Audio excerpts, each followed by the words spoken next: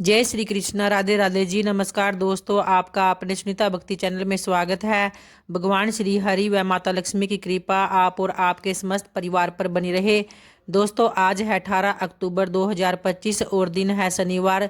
तो आइए आज इस वीडियो में आप सुनने वाले हैं कार्तिक मास कथा महात्म्य में 12वां अध्याय, जिसमें बताया गया है कि नारद जी को विष्णु भगवान की स्तुति कैसे करनी चाहिए और माता लक्ष्मी के साथ भगवान विष्णु का गरुड़ पर बैठकर संवाद भी हो रहा है। तो ऐसे में जलंधर राक्षस के अंत को लेकर इसमें वर्णन किया गया है। तो आइए प्रारंभ करते हैं। श्री नारद जी बोले, जलंधर राक्षस को फिर आता हुआ देखकर सभी इंद्रादि देवतागण भय से कांप गए, विष्णु भगवान की स्तुति करने लगे। देववृंद इस पर बोले, हे भगवान, आप मत्स्य कुर्मादि कितने ही अवतार धारण करके अपने भक्तों के कार्य करने के लिए उद्यत रहते हैं और सर्वथा दुखियों के दुखों का नाश करते आए हो, तथा ब्रह्मा विष्णु और शिव रूप धारण कर संसार की उत्पत्ति पालन तथा संहार करते आए हो। गदा शंख पद्म तथा तलवार अपने हाथों में धारण किए हो।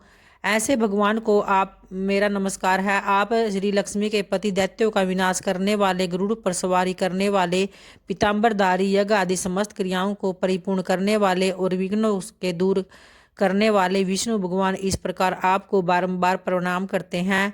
हे विष्णु, आप राक्षसों से पीड़ित देवताओं के दुख रूपी पर्वत के लिए वज्र के सदृश हैं। आप शेष रूपी शैया पर शयन करते हैं। सूर्य तथा चंद्रमा ये दोनों आपके नेत्र हैं। इस प्रकार स्वरूपधारी आपको हमारा बारंबार प्रणाम है। नारद जी ने कहा, जो प्राणी इस संकट को नाश करने वाले स्तोत्र का पाठ करेगा वह विष्णु भगवान की कृपा से कभी भी दुखी न होगा। देवतागण इस प्रकार की स्तुति करने लगे।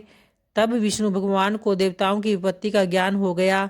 विष्णु भगवान तुरंत शैया से उठकर खड़े हुए और उदास होते हुए गरुड़ पर सवार होकर लक्ष्मी जी से कहने लगे। श्री भगवान ने कहा, तुम्हारे भाई जलंधर ने देवताओं को बहुत कष्ट दिया। देवताओं ने मुझे क्रुद्ध युद्ध के लिए बुलाया, अतः शीघ्रता पूर्वक मैं वहां जाऊंगा। तो श्री लक्ष्मी जी ने कहा, नाथ हे कृपा निधि, मैं आपकी प्यारी पत्नी हूँ। यदि मैं सर्वथा आप में भक्ति रखती हूँ तो आप मेरे भाई को युद्ध में कैसे मार सकोगे। तो भगवान ने कहा, श्री शिव जी की अंश से उत्पन्न होने के कारण, ब्रह्मा के वरदान के कारण तथा तुम्हारी प्रतिवश जलंधर मेरे वध योग्य नहीं है। नारद जी ने कहा कि विष्णु भगवान लक्ष्मी जी से ऐसा कहकर गरुड़ पर आसीन हुए। शंख चक्र गदा और तलवार धारण किए हुए दैत्यों से युद्ध करने के लिए श्री विष्णु भगवान शीघ्रता से जहाँ देवतागण स्तुति करते थे जा पहुँचे। तदंतर गरुड़ के पंखों द्वारा प्रताड़ित वायु के वेग से पीड़ित होकर दैत्यगण आकाश में उड़ने लगे। जिस तरह वायु से आहत होकर मेघ आकाश में उड़ते हैं, दैत्याधीश जलंधर राक्षसों को वायु पीड़ित देखकर क्रोधित होता हुआ उछलकर विष्णु के समीप गया। तो भक्तों, इस तरह से कार्तिक मास कथा महात्म्य में 12वां अध्याय संपन्न हुआ। और आइए अब तुलसी कार्तिक स्नान की कहानी को सुनते हैं। कार्तिक महीने में एक बुढ़िया माई तुलसी जी को सींचती और कहती थी कि हे तुलसी माता, सत की दाता, मैं तेरा बिरला सींचती हूँ। मुझे बहू दे, पीताम्बर की धोती दे, मीठा मीठा घास दे, वैकुंठा में वास दे, चटक की चाल दे, पटक की मोत दे, चंदन का काठ दे, रानी सा राज दे, दाल भात का भोजन दे, 11 की मोत दे, कृष्ण जी का कंधा दे।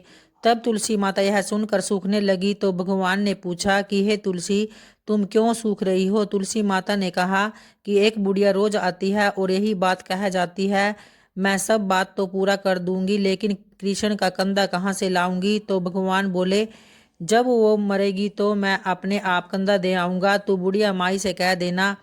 बाद में जब बुढ़िया माई मर गई, सब लोग आ गए, तब माई को ले जाने लगे तो वह किसी से न उठ सकी। तब भगवान एक बार 12 बरस के बालक का रूप धारण करके आए। बालक ने कहा, मैं कान में एक बात कहूँगा तो बुढ़िया माई उठ जाएगी। बालक ने कान में कहा, बुढ़िया माई मन की निकाल ले, पीताम्बर की धोती ले, मीठा मीठा घास ले, वैकुंठा का वास ले, चटक की चाल ले, पटक की मोत ले, कृष्ण जी का कंधा ले। तो यह सुनकर बुढ़िया माई हल्की हो गई। भगवान ने कंधा दिया और बुढ़िया माई को मुक्ति मिल गई। हे तुलसी माता, जैसे बुढ़िया माई को मुक्ति दी वैसे ही सबको देना। तो इस तरह से भक्तों, प्रेम से बोलिए भगवान श्री हरि विष्णु और माता लक्ष्मी की जय। भक्तों, अगर वीडियो पसंद आई हो तो वीडियो को लाइक और शेयर जरूर करें, ताकि इस तरह की वीडियो मैं आगे भी आप लोगों के लिए लेकर आती रहूं। धन्यवाद दोस्तों।